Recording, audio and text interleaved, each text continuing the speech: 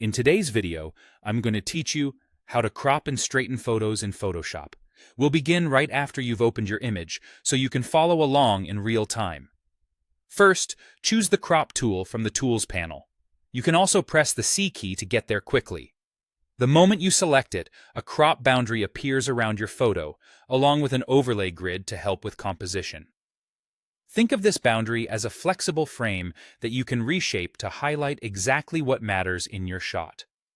To adjust what stays in the image, click and drag the handles on the sides or the corners of the crop box.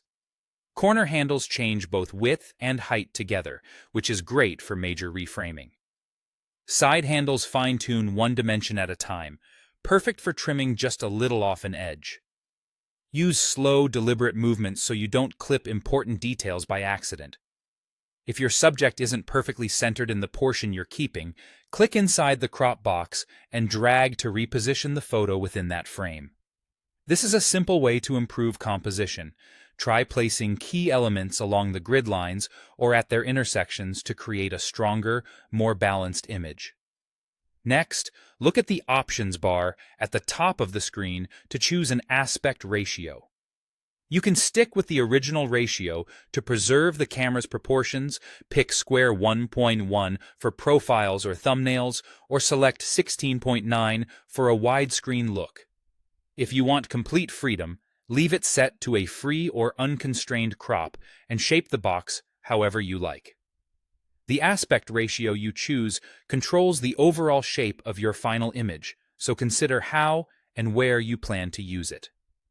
To straighten a tilted horizon or a leaning subject, move your cursor just outside a corner of the crop boundary. When it turns into a curved, double-headed arrow, click and drag to rotate. Watch the grid as you rotate. Lining a horizon or vertical edge up with the grid makes straightening simple and precise.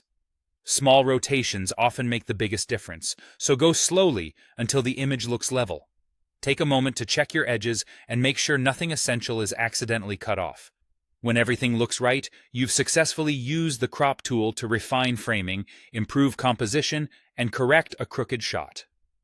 With a bit of practice, these adjustments become quick and intuitive, helping every photo look clean, balanced, and ready to share.